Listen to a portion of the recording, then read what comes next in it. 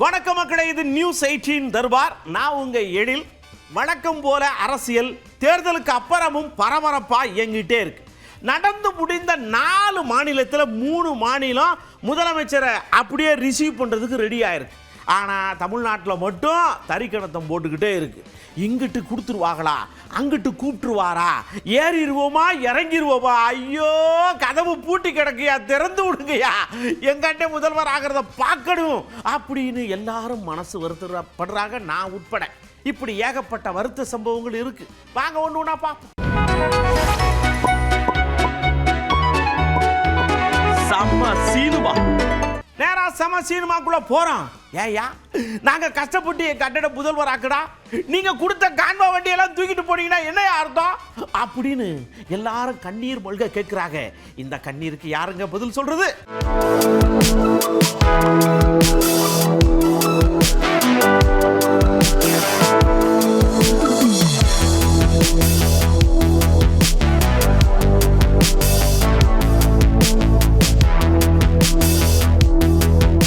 அப்படியே கான்வா வண்டியை தூக்கிட்டு போனதுக்குண்டான விளக்கத்தை நம்ம நிர்மல்குமார் ஐயால இருந்து எல்லாரும் சொல்றாங்க. ஏங்க நம்ம அண்ணன் தான் வேணான்னு சொல்லிட்டாங்க, எதுக்கு வெட்டியா முதலமைச்சர் ஆகி வந்ததுக்கு அப்புறம் பார்த்துக்கலான்னு அனுப்பிச்சு விட்டார். அண்ணன் தான் சொன்னார் கவலைப்படாதீங்கன்னு சொல்ற நேரத்தில் அங்கிட்டு ஒருத்தர் ஐயோ அழுகிறாரு.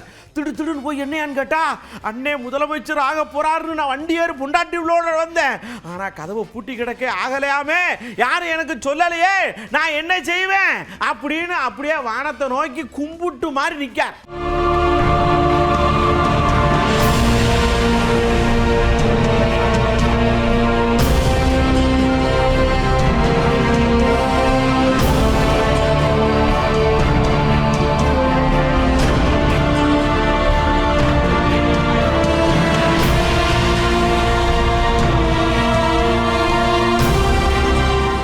சொல்கிறாங்க நியூஸில் தனிப்பெருமை நிரூபிக்க முடியாது.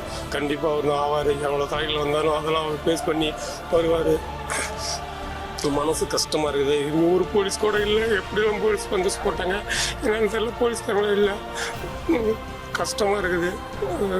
அப்படியே நேரு ஸ்டேடியத்திலையும் ஒரு அக்கா கண்ணீர் வடிக்கிறாங்க. என்னமான்னு கேட்டா, அண்ணே பதவி ஏற்கிறாருன்னு தங்கச்சி பார்க்க வர்றான்னு பார்த்தா கதவை திறக்க மாட்டேங்காகனே, கேட்டா ஆளுநர் கதவை பூட்டிட்டாருங்காகனே அப்படின்னு அந்த அக்கா அழுகிறாங்க. தேத்துறதுக்கு தான் ஆள் இல்லாமல் தவிக்கும் கடந்து.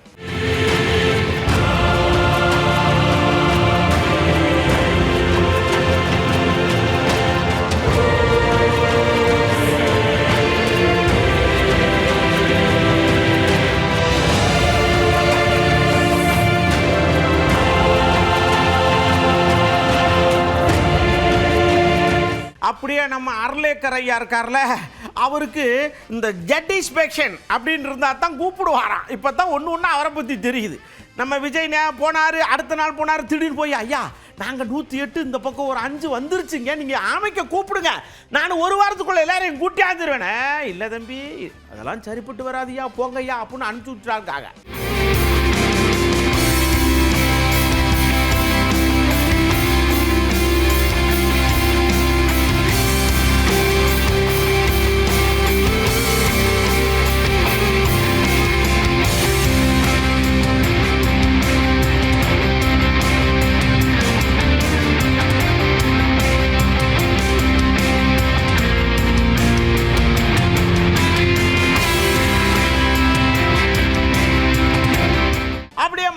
கட்சியிலிருந்து தோழர் சண்முகையா வந்தாங்க.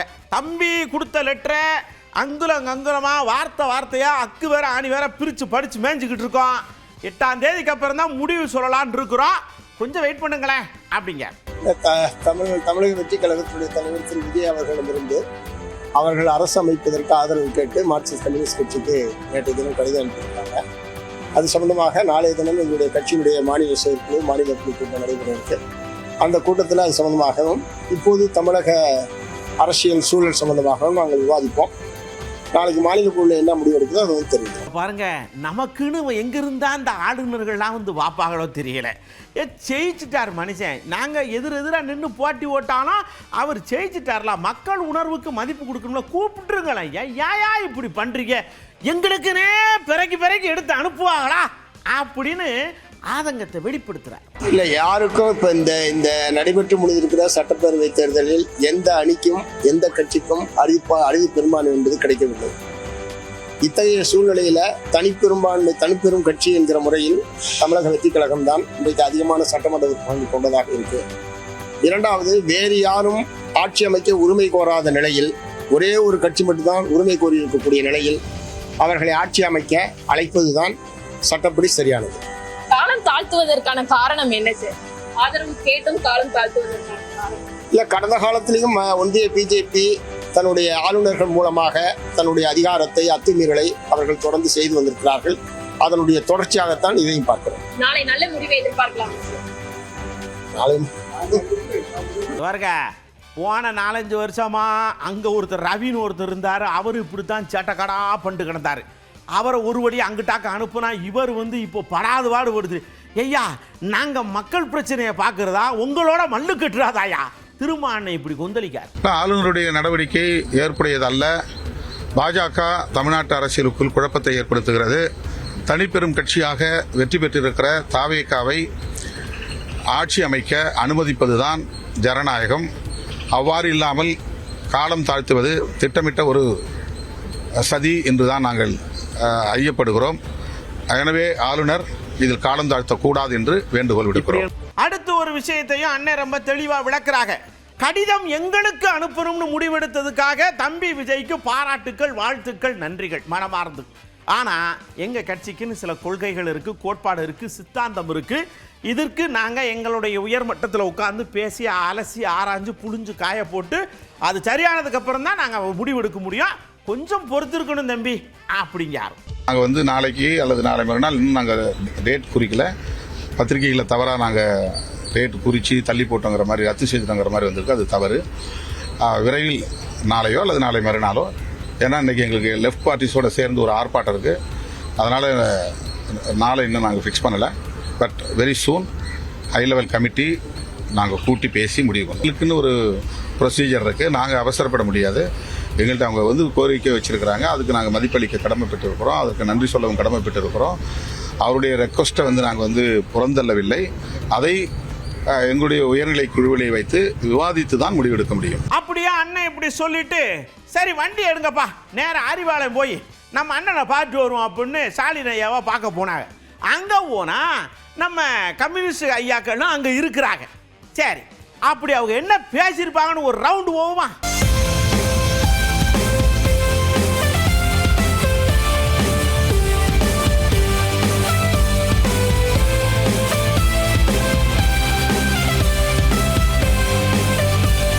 அப்படியே செய்தியாளர்கள்ட்ட அண்ணன் ஒரு விளக்கத்தை சொன்னார். எனக்கு புரிஞ்சு வச்சுங்க, ஆளுநர் ஏன் இப்படி பண்றாரு புரிஞ்சு வச்சு. ஏன்னா எங்களுக்கெல்லாம் லெட்டர் எழுதியிருக்கிறாங்களே, ஏன் ஒரு லெட்டர் எங்களுக்கு எழுதப்படாதா? ஆனால் ஒரு வார்த்தை எஸ்எம்எஸ் பண்ணப்படாதுன்னு பாஜக அப்படியே குமுறுது. அதனால ஆளுநரை வச்சு குமுக்குது. இதுதான் மேட்ருங்க. ஏதோ ஒரு வகையில் பாஜக தலையீடு செய்து கொண்டே இருக்கிறது. கவர்னருடைய நடவடிக்கைகள் அது உறுதிப்படுத்துகிறது. அவர் வந்து காங்கிரஸ் வந்து ஆதரவு பெற்றது.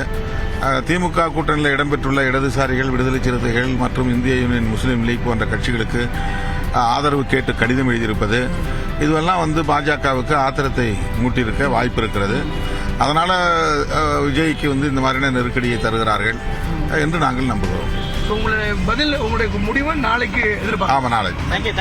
இன்னும் நாங்கள் அதிகாரப்பூர்வமாக அறிவிக்கல என்னைக்கு கூட்டம். அந்த கூட்டத்தில் தான் முடிவு பண்ணுவோம். நாளைக்கு இன்னும் அறிவிக்கல. ஆனா என்றைக்கு கூட்டம் நடக்குதோ அப்படியே நம்ம பாஜகவுடைய ஐயா நாராயண ஐயா வந்து சொல்றாரு, ஏங்க அப்பையும் இப்படித்தான் எங்களை போட்டே நொய்யினீங்க, இப்பையும் எங்களை தான் போட்டு இது பண்றீங்க, உங்களுக்கு என்னதாயா வேணும், வாங்க 2 பேரும் உட்காந்து பல்லாங்குழி ஆடிக்கிட்டே பேசுவோம் அப்படின்னு கூப்பிடுதார். அதுதான் நான் சொல்லிட்டேன்ல, இவர்கள் செய்த தவறுகளை வாங்கிய காசுக்கு அடிமையாக இருந்த கம்யூனிஸ்டுகளும் காங்கிரசும் அடிமைகளாக இருந்த விடுதலை சிறுத்தைகளும் இப்பொழுது அதை மறைப்பதற்காக எதையாவது சொல்ல வேண்டும் என்று பிஜேபி மேல சொல்றாங்க. அவ்வளவுதான். தடக்குன்னு திருமுருகன் காந்தி வரார். இங்க பாருங்க, ஒவ்வொரு கட்சிகளுக்கும் ஒவ்வொரு சித்தாந்தங்கள் இருக்கும்.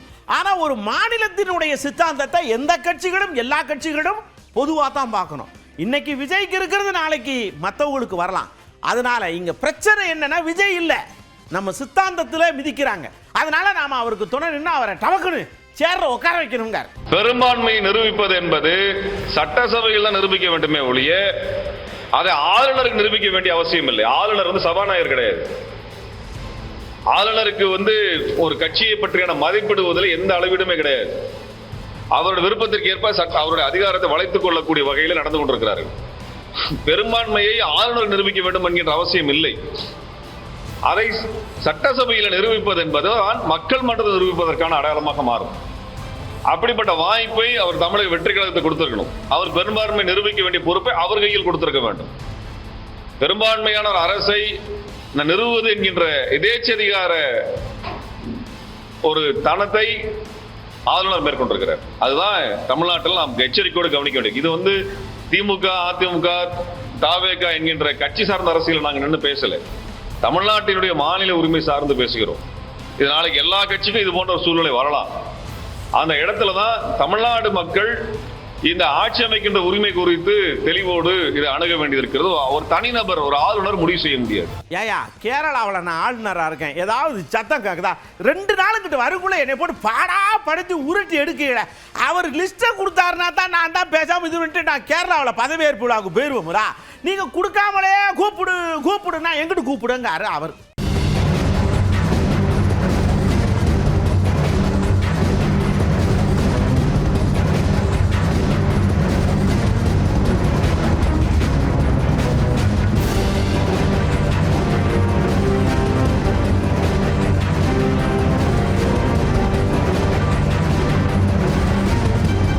அப்படியே காங்கிரஸ்ல இருக்கிற இதயத்துள்ளா அவர் இதயத்திலிருந்து கூப்பிடுறார், மத சக்திகள் உள்ள வந்துட போறாங்க, நீங்க வெளியில நின்றுக்கிட்டு இப்படி ஆட்டம் காட்டினீங்கன்னா அவங்க வந்துட்டாங்கன்னா ஒன்றும் பண்ண முடியாது அண்ணாச்சி, சடக்குன்னு ஓடியாந்து கதவுக்குள்ள வந்துருங்க, மற்றதை அப்புறம் பார்த்துக்கோம்னு இவர் புது விதமா அவன் நூலை விடுறார். அவர் ஆட்சி அமைக்கணுங்கிற முஸ்லீம்ல அவர் இருக்காரு. அவர் ஆட்சி அமைக்கணும்னு மக்கள் விரும்புறாங்க. மக்களுடைய தீர்ப்பு அவர் ஆட்சிக்கு வரணும்னு சொல்றது அதை யாரும் தடுக்க முடியாது. அது சட்ட ரீதியாகவும் அவர் நிச்சயமாக போராடி வெல்வார்கள். திரு விஜய் அவர்கள் வெகு விரைவில் முதல்வராக பதவியேற்பார். நிச்சயமாக மதசார்பு சக்திகள் ஒன்றிணைந்து வந்தால்தான் மத சார்புள்ள கட்சிகள் வரக்கூடிய ஆட்சியில இல்லாமல் இருக்க முடியும். இது எல்லா மதசார்பற்ற கட்சிகளுக்கும் நல்லது என்பதை அவர்கள் புரிந்து கொள்வார்கள். நிச்சயமாக நல்லது நடக்கும். தடக்குன்னு நிர்மல்குமார் குடு ஓடுறார். இந்த பக்கம் வீரபாண்டி ஐயாவை பார்க்காரு, இந்த பக்கம் சண்முக ஐயா பார்க்காரு. உடம்ப பார்த்துக்கங்க ஐயா, நீங்கெல்லாம் காமரேட்டுங்க, நீங்கெல்லாம் இருந்தா தாயா நாங்க அப்படியே சாஞ்சு உட்கார முடியும். அண்ணன் பார்த்துட்டு வர சொன்னதை லைட்டா சடக்குன்னு முடிவெடுத்து விடுங்க, வெயில் தாங்க முடியலங்க.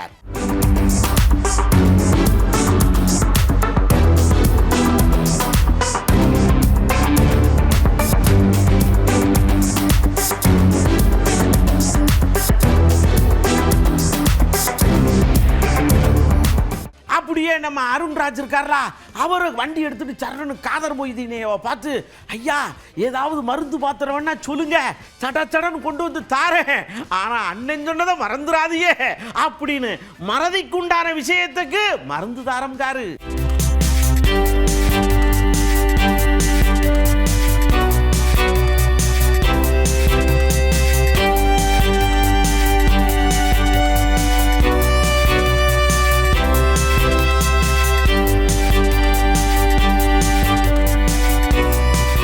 அப்படியே வெளியில வந்த நிர்மல்குமார் ஐயாட்ட டபக்குன்னு மைக்கு நீட்டாங்க. நம்ம ஆளுங்க தான் யார் கிடைச்சாலும் நீட்டுவோம்ல. அவர் சொல்றாரு, ஒரு கவரையும் இல்லைங்க, உன்னை பின்ன அப்படி போக்குவரத்துக்கு தான் கொஞ்சம் டைம் எடுக்குது, வேற ஒன்றும் கிடையாது, சடக்குன்னு முடிச்சிருவோம், டோன்ட் வரி பி ஹாப்பி அப்படிங்க.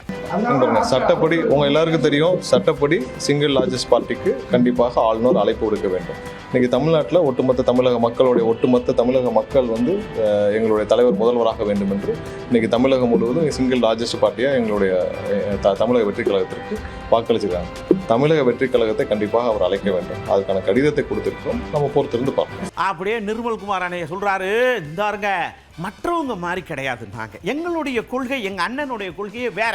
யாரா வரீங்களா, உங்களுக்கு என்ன மினிஸ்டர் வேணுமா, போங்க அந்த சீட்டில் போய் உட்காருங்க, நீங்க தான் அந்த மினிஸ்டர், உங்களுக்கு நீங்க தான் இந்த மினிஸ்டர். இப்படி பெருந்தன்மையான அண்ணன் எங்க அண்ணனுக்கு முதல்வர் போஸ்ட் மட்டும் தான் போதும், அவ்வளவுதாங்க. ஆதரவு வரட்டும், அதுக்கான ஏற்கனவே சொல்லியாச்சு. அதில் ஆட்சியிலும் பங்கு, அதிகாரத்திலும் பங்குன்னு எங்கள் தலைவர் முதல் மாநாட்டிலே சொல்லிட்டாங்க. அனைவருக்கும் கண்டிப்பாக ஆட்சியில் பங்கு, அதில் அவங்களுடைய பார்ட்டிசிபேஷன் எல்லாம் இருக்கணுன்றதான் எங்களுடைய எண்ணம். அதுதான் வந்து ஒரு ஜனநாயகத்திற்கு எல்லாருக்கும், ஏன்னா அவர்களுக்கும் ஒவ்வொரு கட்சிக்கும் அந்த கட்சியிற்கு பொதுமக்கள் வாக்களிச்சிருக்காங்க. அவங்களும் அவங்களுடைய கொள்கையை நிறைவேற்றத்துக்கு ஆட்சியிலும் அதிகாரத்திலும் பங்கு இருந்தால் தான் அதை செய்ய முடியும். அதில் எங்களுடைய தலைவர் ஏற்கனவே வந்து முதல் மாநாட்டில் அதை சொல்லியிருக்காங்க. எல்லா கட்சிக்கும் அவங்களுடைய கொள்கையில, அவங்க மக்களுக்கு செய்ய வேண்டிய பணியில ஆட்சியிலும் அதிகாரத்திலும் பங்கு இருந்தால் தான் செய்ய முடியும். அதற்கான பங்கீடு இருக்குன்றதுல முதல் மாநாட்டிலே சொல்லிட்டேன். ஸோ அதில் எந்த மாற்று கருத்து இருக்காது. அப்படியே மூத்த பத்திரிகையாளர் வெங்கட்ராமன் அவர் வந்து பத்திரிகையாளர்ன்றதுனால புட்டு வைக்கார். என்னன்னா, யார் அதிகப்படியான உறுப்பினர்களை பெறுகிறார்களோ அவர்களை ஆளுநர் அழைக்க வேண்டும், அவ்வளவுதான், மேட்ரு முடிஞ்சு. இதுக்கு மேல வேற ஒண்ணும் கிடையாது. அழைக்காம இருக்கிறார் இல்லையா ஆளுநர், இப்ப அவருக்கு எதிராக என்ன பண்ண போறோம் அப்படின்னு எல்லாரையும் தூபம் போடுறார். அரசியல் சட்டத்தில் ஆளுநருக்கு வந்து ஒரு அரசாங்கத்தை ஏற்படுத்தும் நிலைமையில ஆளுநருக்கு சில உரிமைகள் உண்டு. அதாவது எந்த கட்சிக்கும் பெரும்பான்மை இல்லாத நேரத்தில் யாராவது ஒருவரை அவர் முதல்வராக நியமிக்க வேண்டும். பெரும்பாலும் ஆட்சியில் தேர்தலில் வெற்றி பெற்றவர்களை அழைக்க வேண்டும். தேர்தலில் யாருக்கும் சரியான வெற்றி இல்லை என்றால் தனிப்பெருங்கட்சியை அவர் அழைக்கலாம். அல்லது தேர்தலுக்கு முன்னால் ஒரு கூட்டணி, அவர்கள் எல்லாரும் சேர்ந்து அவருடைய ஆதரவின் அடிப்படையில் ஒருவரை முதல்வராக நியமிக்கலாம். இது ரெண்டு செய்தாலும் அது சரியான முடிவு தான் இருக்கும். இதில் என்ன ஒரு சிக்கல் என்றால், ஓரிரு முறை இதற்கு முன்னர் பெரும்பான்மை இல்லாதவர்களை முதல்வராக நியமித்து அவர்களால் பெரும்பான்மை நியமிக்க முடியாமல் போனது தவிர உச்சநீதிமன்றத்துடைய கண்டனத்துக்கும் சில ஆளுநர்கள் உள்ளாகி இருக்கிறார்கள். அதன் அடிப்படையில் அவர் வந்து காலதாமதம் செய்கிறாரான்னு பார்க்கணும். ஆனால் இதுக்கு முந்தைய வந்த இந்த மாதிரி வழக்குகளில், இந்த மாதிரி சூழ்நிலைகளில் எல்லாம் வேறு யாராவது ஒருவர் முதல்வராக வாய்ப்பு இருந்தது. இன்றைக்கு தமிழக சூழ்நிலையில வேறு யாரும் ஆட்சியை பிடிக்கவோ ஆட்சியை அமைக்கும் சூழ்நிலையிலும் இருப்பதா எனக்கு தெரியவில்லை. அதனால அவர் விஜயை அழைப்பது சரியாக இருக்கும். அப்படியே நம்ம வைகோ அண்ணாச்சி வந்து சொன்னாரு, நம்ம ஸ்டாலின் ஐயாக்கு இருக்கக்கூடிய பெருந்தன்மையை பார்க்க, தம்பியை முதலமைச்சர் ஆக்க விடுங்க ஐயா, 6 மாசம் வெயிட் பண்ணுவோம், அதுக்கப்புறம் மற்ற விஷயங்களை பார்ப்போம் அப்படின்னு இந்த பெருந்தன்மை யாருக்கு வரும்னு கேட்கார்.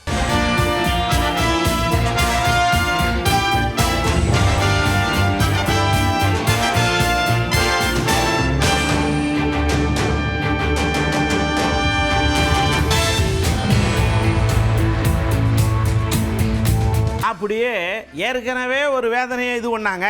காங்கிரஸ் போன உடனே அவங்களுக்கு கொஞ்சம் மனக்கசப்பு. ஏன்னா ராகுல் காந்தியும் ஸ்டாலின் ஐயாவும் நெருங்கிய நண்பர்கள். அப்படி ஏதாவது சென்ட்ரல் மீடியனை ஏறி குதிச்சு போய் லாலா மிட்டாய் வாங்கி கொண்டு வந்து கொடுத்தாங்களா, அது நாக்கிலேயே இருக்குங்க.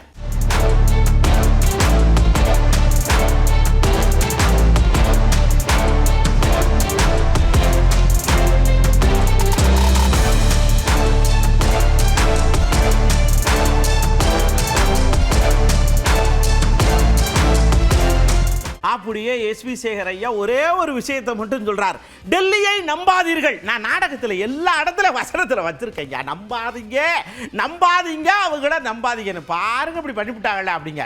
அது அவர் வட இந்திய அரசியல் சார். அவங்களுக்கு என்னைக்குமே வந்து எங்கள் ட்ராமாவில் ஒரு டைலாக் வரும், அவர் நீ சொன்னேன் டெல்லிக்காரங்களை நம்பாத கவுத்துருவாங்கன்னு கேட்குறியா அப்படின்னு டைலாக் நான் 1985 சொன்னேன்.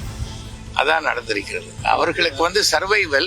ஆனால் இந்த காங்கிரஸ் திமுகவை ஒரு எம்பி சீட்டையும் வாங்கிட்டு இது மாதிரி பண்ணது மிகப்பெரிய துரோகம். இதற்கு உண்டான விலை வந்து என்டி கூட்டணியினுடைய பிளவினால் கண்டிப்பாக ராகுல் காந்தி உணர்வார். அப்படியே பாண்டிச்சேரியில ரெசார்ட்ல சத்தம் கேட்க அந்த பக்கம் தண்ணியில அப்படியே நீந்திக்கிட்டு ஆசையா அலை போலேன்னு பாட்டு வேற பாடிக்கிட்டு இருக்காங்க. என்னன்னு கேட்டா எடப்பாடி ஐயா கண்ட்ரோல்ல எல்லாரும் சந்தோஷமா இருக்காங்கய்யா அப்படிங்காங்க. ஒருவேளை கூத்தூரா மாறிடக்கூடாது அங்க கொண்டே போட்டிருக்காங்க. அப்படிலாம் இல்லைங்கல்ல, எல்லாருமே எடப்பாடி அவருடைய பொதுச் செயலாளருடைய ஆதரவாளர் தானே. பொதுச் செயலாளர் வந்து எங்க எம்எல்ஏ கூட கடலில் குதினா எல்லாருமே குதிப்பாங்க, நீச்சல் தெரியலனாலும். அப்படிப்பட்ட கட்சி இது. அதனால இதுல அவருடைய ஆதரவாளர் இவருடைய ஆதரவாளர்லாம் எதுவும் கிடையாது. மாண்புமிகு எடப்பாடியார் இருக்கார் இல்லையா பொதுச் செயலாளர், அவரு தான் கட்சி, அவரு தான் இயக்கம், அவருடைய எம்எல்ஏக்கள் தான் எல்லாரும். இதுல எந்த பிரச்சனைக்குமே இதுவே இல்லை. அப்படியே கார்ல செம்மலைய சர்ன்னு போனவர் நிப்பாட்டிங்க. எல்லாரையும் பாண்டிச்சேரியில் உண்டு அடைச்சி வச்சிருக்கீங்களே, கூவத்தூரில் அடைச்சி வச்சா அது மாதிரி ஆயிருமா அப்படின்னு கேட்டா, எடப்பாடி என்ன கிங் மேக்கர்ல அவர் தான் கிங்குக்கு கீழே தான் மற்றவங்க, அதனால அது ஒன்றும் கிடையாது. ஆனால் சொல்லும் போது லைட்டா பதறாரு. இதுல ஒன்று என்ன, அதாவது சட்டமன்ற உறுப்பினர்கள் இப்பொழுது வரவழைக்கப்பட்டு எங்களுடைய சட்டமன்ற குழு, எங்களுடைய கட்சியினுடைய சட்டமன்ற குழுவுக்கு தலைவர் தேர்ந்தெடுக்கிறது முறை, நடைமுறை, சம்பிரதாயம். அது நடத்தப்பட்டது. இப்பொழுது அடுத்த கட்ட நடவடிக்கைக்கு அவர்கள் ஊருக்கு செல்லாமல் இங்கே தங்கியிருக்க வேண்டிய அவசியம். அதனாலே இங்கே இருக்கிறார்கள். இதுல என்ன தவறு? இவர் செங்கோட்டையன் அவர்கள் மனம் மாற்றி அதிமுக எம்எல்ஏக்களை விலக்கி வாங்கிடுவார்ன்றதுனாலதான் தங்க வைக்கப்பட்டிருக்குன்னு ஒரு தகவல் இருக்கு. இல்ல, அப்படியெல்லாம் எதுவும் நடக்காது. அப்படிப்பட்ட நபர்கள் எங்களுடைய சட்டமன்ற உறுப்பினர்கள் அல்ல. அனைத்து சட்டமன்ற உறுப்பினரும் எங்களுடைய பொதுச் செயலாளருடைய பேச்சுக்கு கட்டுப்பட்டவர்கள். அதனால் எந்த பிரச்சனையும் இல்லை. இதெல்லாம் யூகங்கள், வதந்திகள். திமுக அதிமுக கூட்டணின்ற பேச்சு வந்துட்டு இருக்கு, அதற்கு உங்களுடைய பதில் என்ன சார்? இல்ல, எந்த முடிவாக இருந்தாலும் எங்களுடைய பொதுச் செயலாளர் நல்ல முடிவை எடுப்பார், தீர்க்கமாக முடிவு எடுப்பார். அவர் எடுக்கிற முடிவுதான் கடைசியில் நிற்கும். அந்த அவர் எடுக்கிற முடிவு நல்லதாகவே இருக்கும். கிங் மேக்கர் இபிஎஸ் தான் இருப்பாரா? நிச்சயம் கிங் மேக்கர்ல அவரே தான் king. Is not a king maker. எங்க பொதுச் செயலர் தான் கிங். சோ கிங் மேக்கர் கிடையாது, அவர் தான் கிங். அப்படியே எடப்பாடி ஐயா, எப்பா எலெக்ஷன் முடிஞ்சிருச்சு, அங்கிட்டு பேசி ரொம்ப டயர்டா இருக்கு, நம்ம சகோதரர்களோட பாண்டிச்சேரியில கொஞ்சம் விசாரிச்சுட்டு வரட்டுமா அப்படின்னு வண்டியை தூக்கிட்டு பாண்டிச்சேரி போயிட்டார். விஷயம் என்னன்னு யாருக்கும் தெரியல.